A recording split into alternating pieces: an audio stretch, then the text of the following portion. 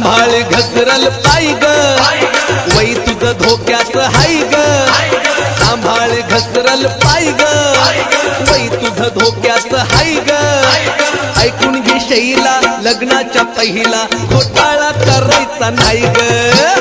ऐकून घे शैला लग्नाच्या पहिला घोटाळा करायचा नाही ग ऐकून घे शैला लग्नाच्या पहिला घोटाळा करायचा नाही ग सांभाळ घसरल पाय ग वै तुझं धोक्यात हाय ग सांभाळ घसरल पाय ग